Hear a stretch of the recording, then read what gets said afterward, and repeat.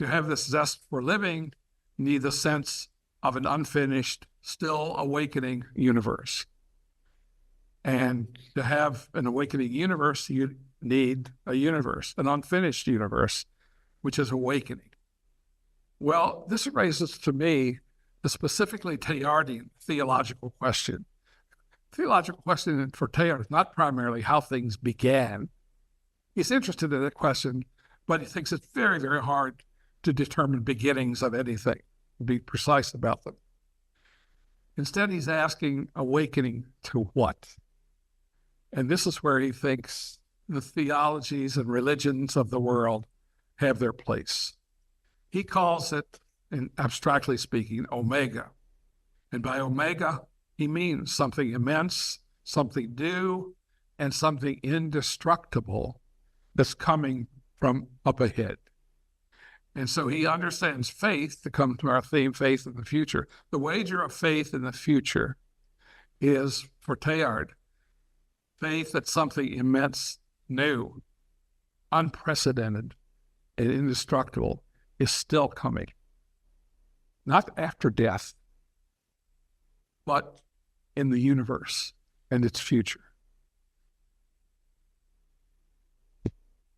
Overby was not the first person to feel sadness as he beheld the laws of thermodynamics.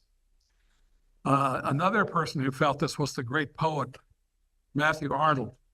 His wonderful poem, Dover Beach, which I'm sure many of you have read. It was written in 1867, 8 years after The Origin of Species, but he'd been ruminating it, Arnold had, for long before 1867. And some scholars think that he's visiting the cliffs of Dover, overlooking the French coast on his honeymoon. And he says to his beloved, come to the window and look at the moon-blanched land down there. Listen, you hear the grating roar of pebbles, which the waves draw back and fling, and at their return up the high strand begin and cease, and then again begin with tremulous cadence slow, and bring the eternal note of sadness in. He's being educated in the emergent scientific materialism of the 19th century, which affected so much culture and so much thought, and which made its way into the poetry and art of the age.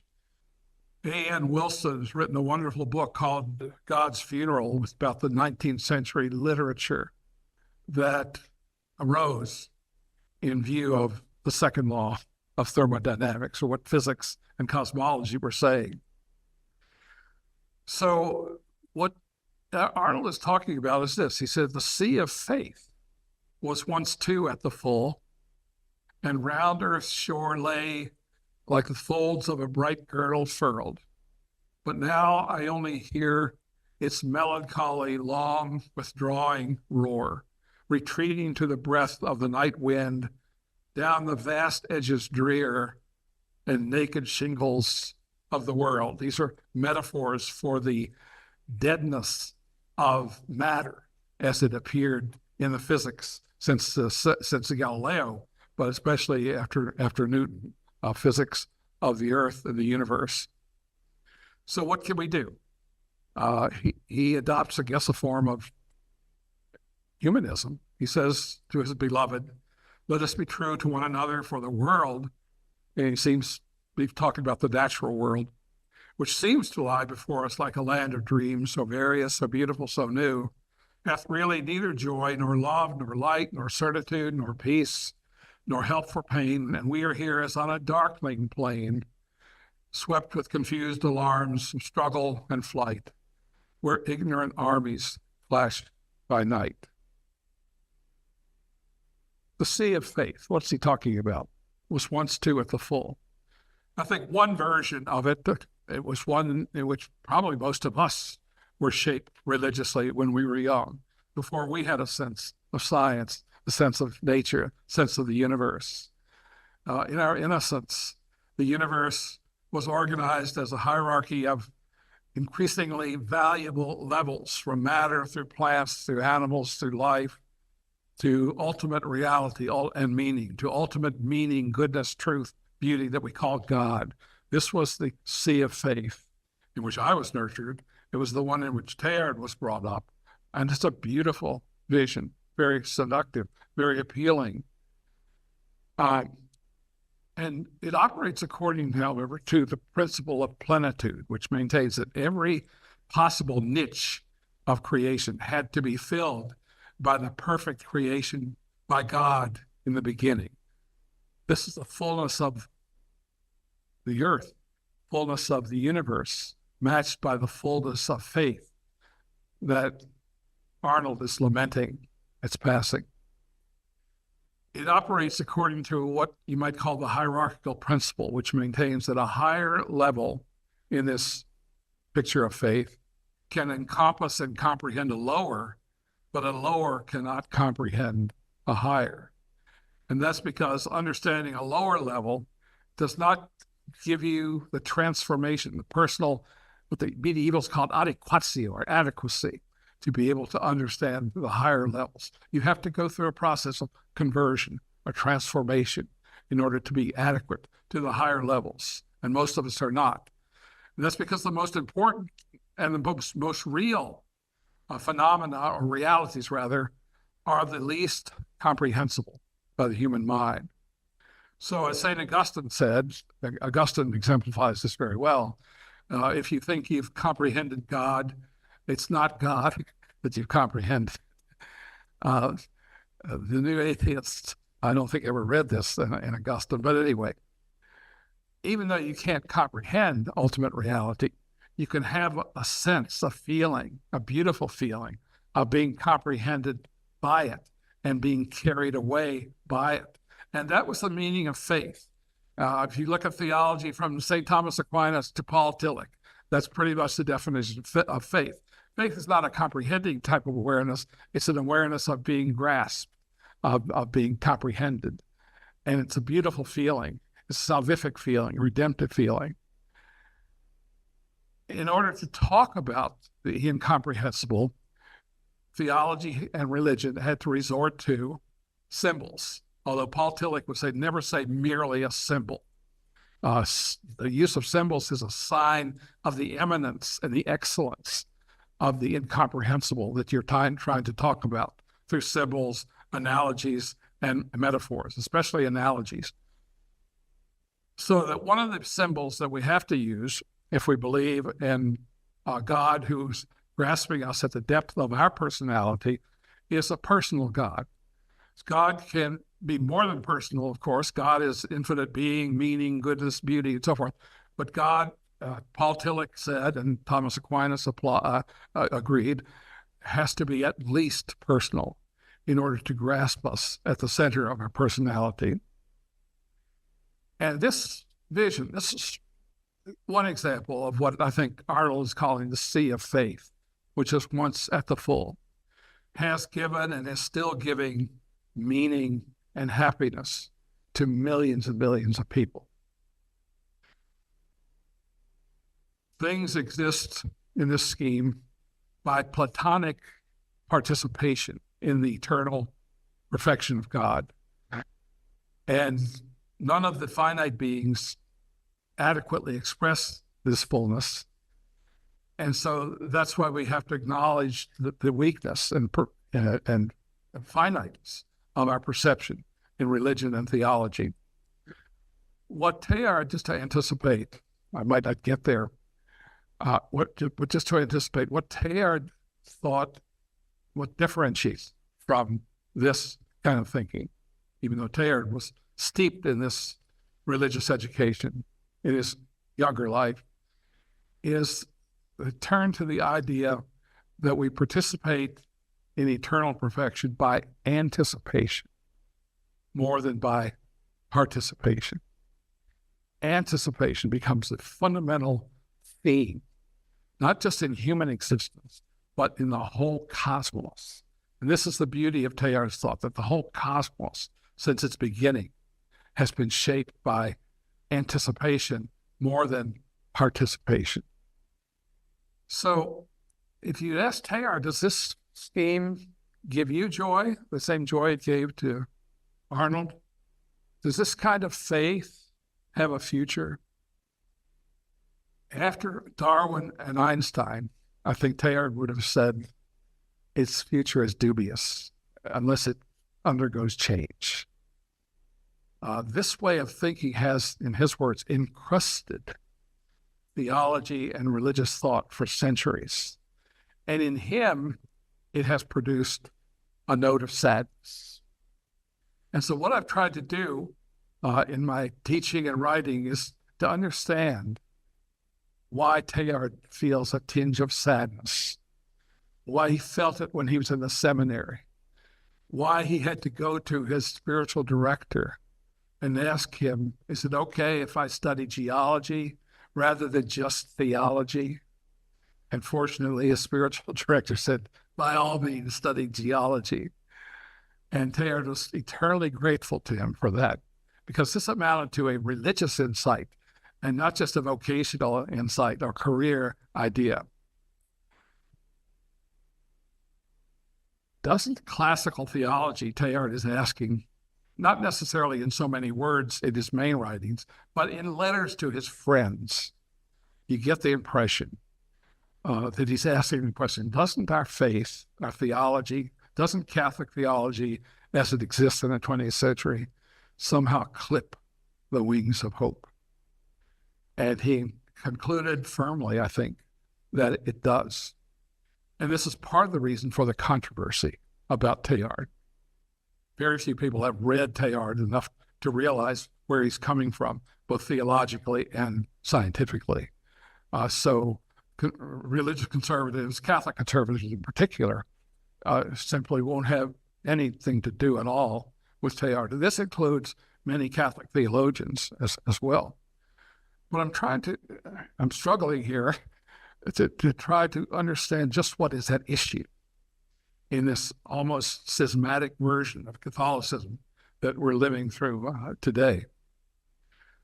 Teilhard, I think, suspected that the ideal of traditional pre-scientific theology that appealed to people like Arnold was that the ideal of timeless perfection somehow puts a lid on the zest for living and on the enthusiastic kind of activity that he's looking for and trying to find a motivation for it. And he can't find that motivation in the ideal of a timeless, eternal now or eternal present. And I think he suspects that most traditional spirituality and theology in seminaries, for example, today, if he were here, I think he would say it still gives us more of an impulse to escape from time rather than to take a healthy, active orientation toward the using of time in our lives. Parallel to or accompanying or corollary of the ideal of timeless perfection is the idea that a perfect God would never have created an imperfect creation. So the initial creation had to have been done perfectly in the beginning, ab initio. But what that meant for Teilhard, and not only for him, but for many 19th century atheists, including Friedrich Nietzsche, was that the idea of a perfect creation created by an eternally perfect and finished deity leaves no room for more being, which for Teilhard was a necessary condition of zest for living. And it's almost parallel to things you read in the more extreme version, Friedrich Nietzsche, who was obsessed with life and obsessed with the possibility of becoming, and asked, what can we create if God exists? What can we possibly, what kind of lives, aren't our lives a waste if all they're doing is producing a poor version of what was done much more perfectly in the hereafter? Think of what that does to our souls, to our incentive, to our spirituality, to our psyches, silently, but nonetheless, really. And hasn't that caused so much religious suffering? What's the point of human effort? Teilhard is asking, along with Nietzsche in a way, although not as forcefully, if everything important has already come into being. The idea of an unfinished universe goes out the window. And with it, the sense of a future, the sense of the innocence of becoming that Nietzsche talked about, and which I think Teilhard was looking for as well. And doesn't our theology, the theology of the schools, our official theology, doesn't theology suppress the zest for living? I'm asking this as a question because I don't speak dogmatically or completely assuredly, but these are questions that have raised in my own struggles over the years. And it's why I increasingly go back and read Teilhard. And the more I go back and read him, the more I think I see in him someone who didn't say it as forcefully as Nietzsche, but who felt that we need a new God. Actually, he explicitly said we need a new God because the God that he had learned about puts a lid on human action, human effort. And he wants not just to justify the sense of duty as Kant did, he wants to justify this feeling of zest that is necessary to have a robust life of action and doing and becoming and being, including learning how to love, which I haven't talked about that, but he wanted to find a universe not only for faith and hope, but also for love. And he doesn't think that the classical theology has given us that completely, in spite of its best efforts. So this is why he was excited, and so many other modern people have been excited by science, because science, especially the evolutionary sciences, geology, biology, and cosmology, have told us that something exciting is going on and has been going on in the universe for a long, long time before we appeared, and has given us the opportunity to see in ways that we didn't before that this world that is still becoming, this unfinished universe, has a future. And that sense of a future can awaken us the sense of life. And the reflection on that sense of life and what it implies should lead us to the idea that there's something immense and indestructible coming, not just from heaven, but from up ahead. So this is why he emphasizes over and over again that religious thought has got to get into its head the idea that the universe is unfinished. There's work to be done. And this actually came out in Vatican II. If some of you, if you go back and read Gaudium et Spes, you can see this kind of thinking struggling to emerge in the council documents. And again, they were bitterly opposed by the people who were totally at home in the traditional pre-scientific religious framework. So it's a sustained effort, to summarize here, to sustain effort, life, and action. The universe must have not just a terminus, not just a goal, but an open goal, an open future, in order for the zest for living and healthy moral and other kinds of action to be sustained indefinitely. So omega has to be there in some form. But I'll close with this idea, which I'm still struggling with. In some sense, I think for Teilhard, omega has to be not yet. Otherwise, we can start thinking of omega as an eternal perfection already pre-established.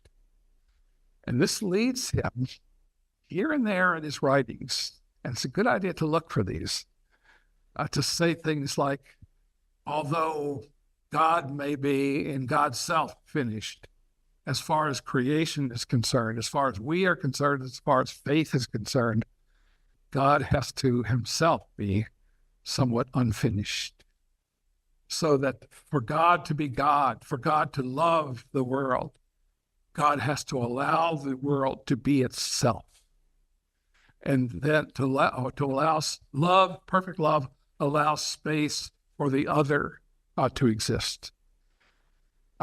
So for God to be a God of love, God has to allow and even inspire the world to become itself, to not just be an analogy of the perfect Platonic heaven or sphere of divine perfection, but to be anticipatory of what is coming from up ahead. And by doing that, he gives to the cosmos, even at the stage of matter, an anticipatory quality. The universe has a universe of matter. As contemporary astrophysics has almost agreed, has to have been structured in such a way as to allow for the awakening of life later on. And in life, what is life? Life is a more intense anticipatory phenomenon than anything that existed before that. What makes life alive is striving. These are not Teilhard's words. These are words of a philosopher who loved Teilhard named Michael Polanyi.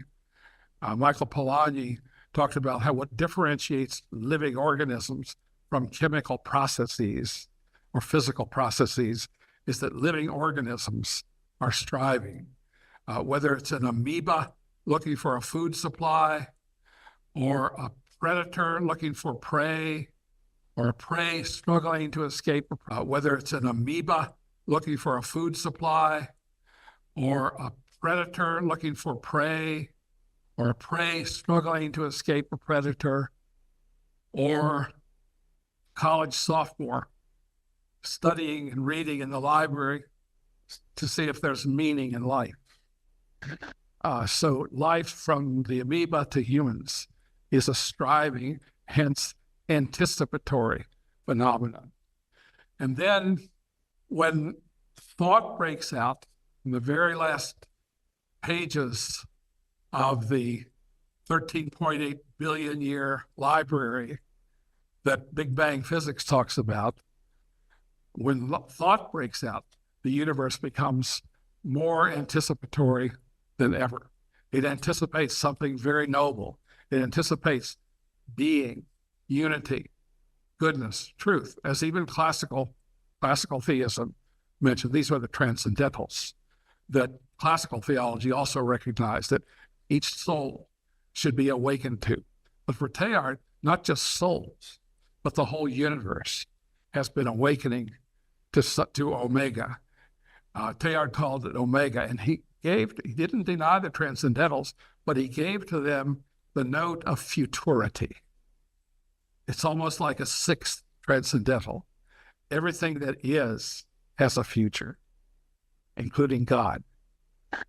This is something that we didn't think about for many centuries, but the Abrahamic traditions thought about it. What Teilhard wants to recover is not something radically heretical. He wants to recover the deepest motif in biblical religion, and that's the sense of promise, that everything has a promise and that everything has a future. The earth had promise even when it first came into being at the Big Bang. It has promise when it came to life. It has even more intense promise when it becomes free and intelligent. But it becomes riskier, and the possibility always exists of this freedom stopping, saying, we're just fine here. We're not going to go any further. We're going to say that our conception of the universe is enough. And Teilhard finds that would be just as oppressive, just as productive of sadness, as we realize in Overby's piece, as would the over-idealizing of perfection in traditional Catholic and Christian theology. So what he wants, just to conclude, is a universe also which allows us to re-understand, reinterpret faith for the future as an even deeper opening of the universe, toward a future, toward Omega. So the whole universe has been open toward the future, but it's become even more so when it becomes conscious, when thought comes onto the scene. And he wants to see faith, religious faith, including Christian faith, as something that the universe is doing, through us, of course, but the universe in faith is seeking a future. So not only is faith important for the future, this faith is important for the ongoing becoming of the cosmos. And this is one way in which he integrates his faith into his scientific understanding. This allows me, this unfinished universe, to say that what God also allows is unfinished lectures. So I'll stop here. Wow. That's all I have to say is wow. It's just been wonderful to hear you again in person after so many years, and to, again, as I always find, reading Teilhard again, I see something new, but I felt the same way tonight. I felt there was a depth to it that I hadn't heard. Maybe you said it, but by the way, I'll continue this. It won't be the same talk as tonight, but I'll continue it tomorrow at Chestnut Hill College. Right. So if he wants to join us, please do that, either on Zoom or in person. So we have some time now for questions, for comments from the audience. We can. Thank you.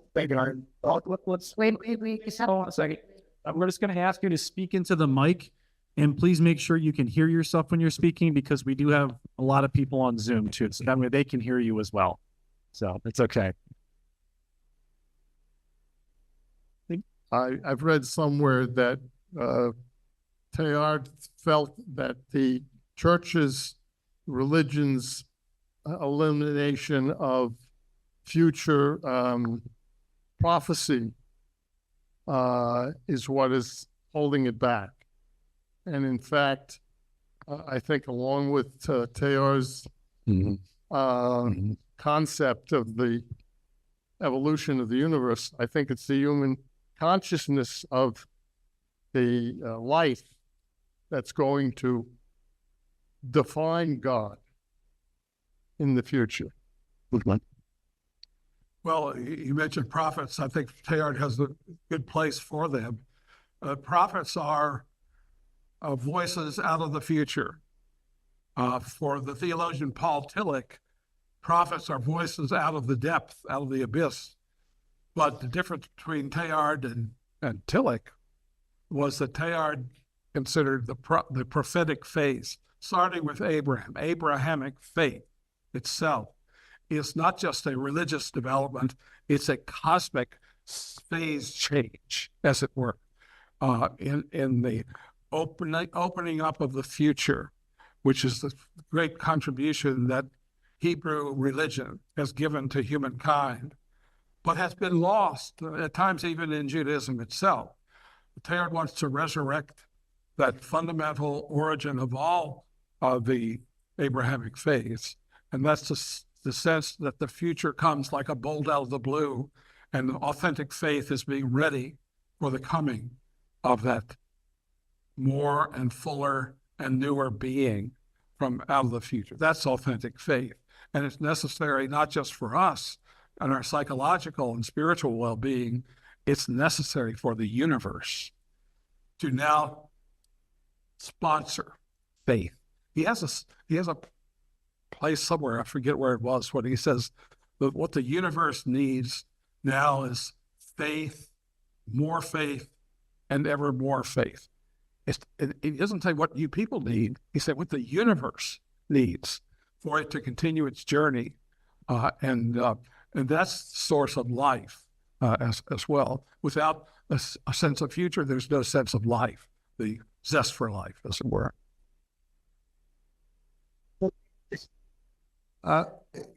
Yeah, can anybody raise your hand if you've, let's say, the last 15 years, if you've stopped growing? Anybody? You stopped growing? Last 15 years, stopped growing? as I read Teilhard, I get this concept. There's a Greek concept called theosis. Is anybody familiar with the Greek concept theosis? Okay, the reason I bring this up, the church fathers had a concept that was much like putting iron in a forge, like a blacksmith will do. Okay, and if I take iron and I'm putting it into a forge to make a sword, that iron is always going to take on more and more properties of fire. It's going to become more pure. It's going to become hotter. It's become more flexible. It's going to be able to be beaten into whatever I want it to be beaten into, but it's never going to become fire. It's always going to take on more properties of fire, but it's never going to become fire, right?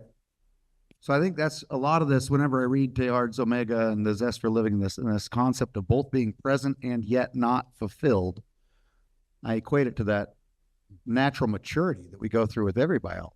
Every growth at all, every evolution itself, right? It's present, but it's always becoming more so. Just like I am much better than I was 15 years ago as a human being, but boy, I better hope that I got a lot more growing. I still have, still got another 40 years or so to grow, thank God, right? It's a sense of anticipation, but yet not something that's completely unknown.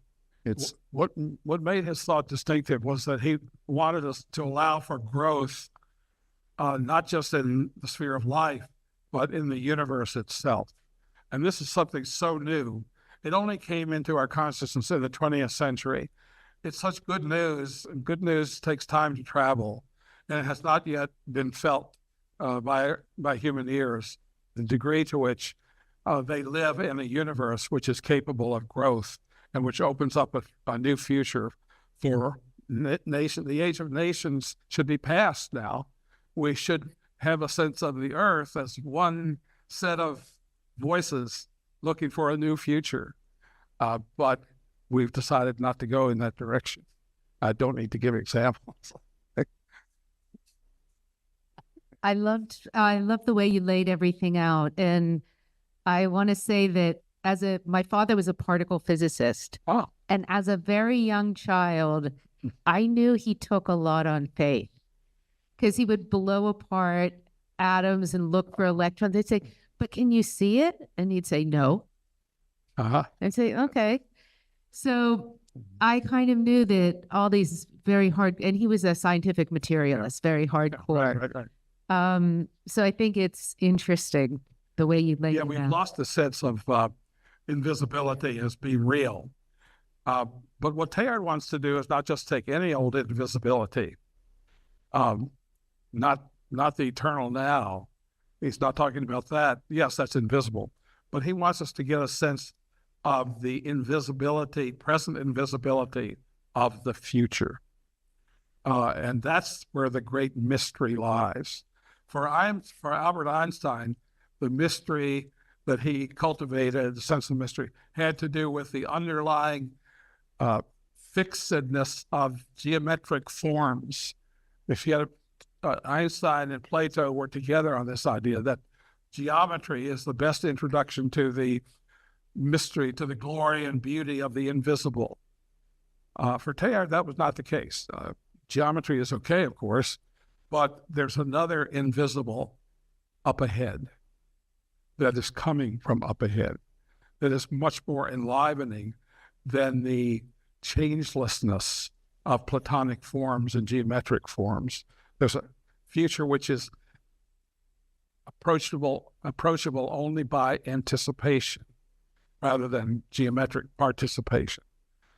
And when people would ask Teilhard and other people who have this kind of faith in the future, does this allow for happiness in the present? A lot of people complain about religions that talk too much about the future. Now is where it's at.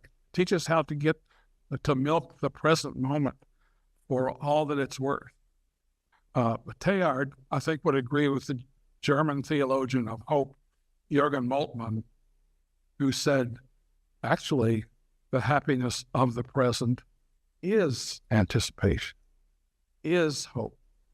That's the kind of happiness that's proportionate to the present, which is not yet there.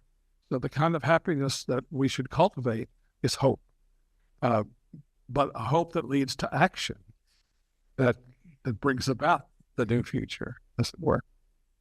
I wanted to ask a question about what you think Teilhard might have thought of the bodhisattva ideal of constantly caring for all sentient beings, and there always being more and more. So there's never a fulfillment of that as compared with the Vedanta view of the eternal present and nothing moving. I don't know whether he ever explicitly talked about that, but I've thought about that a lot. The bodhisattva ideal is the one who, before entering in nirvana, suddenly realizes that he or she is not going to experience nirvana unless everybody else does, unless the whole creation, all of life somehow comes along with us. So is willing to wait until that happens. And I didn't mention it in my talk tonight, but what goes along with faith in the future is a willingness to wait and not be too impatient about placing yourself in the presence of eternal perfection. And Paul Tillich has a similar idea that we're stronger when we wait than when we possess. And we're happier, as long as we're finite beings, when we wait than when we possess. Why? Because if we try to find happiness, full happiness immediately, as we all do, whether we confess it or not, we all do that. But if that's what we try to do, we are, in effect, causing the universe to come to a premature close. Because nothing in the present universe can fill us up. And in the Bodhisattva, you have this idea that I can't be filled up myself until all of life is able to enter nirvana. So patience and waiting are the very essence of that ideal. And for Teilhard, patience and waiting are part of biblical religion from the start. How many times do you see in the scriptures, only those who wait will not be put to shame, will not be disappointed. And time and time again, the heroic characters in the Bible all are instructed to wait, to be patient. I think that what scientific materialism, as well as otherworldly religiosity, do is succumb to impatience. They're both forms of wanting it all immediately. The materialist wants intelligibility to be simplified, so that, for example, Peter Atkins, a British physicist, says that all this apparent complexity you see around you, that's just primordial simplicity masquerading as complexity. So complexity is not real. But for Teilhard, complexity is a sign of the future. And somehow the future has to make room, not for oversimplification. Omega doesn't simplify things, but it allows for the fullness of complexity to coincide with the fullness of the future. And that's why the trend in science today, and Overby is victim of this, is to see that intelligibility means simplifying things until you get down to the basic element, and then taking those elements and adding in inviolable physical laws, and that's enough to explain everything that happens. Well, that's not explanation. That's simplification.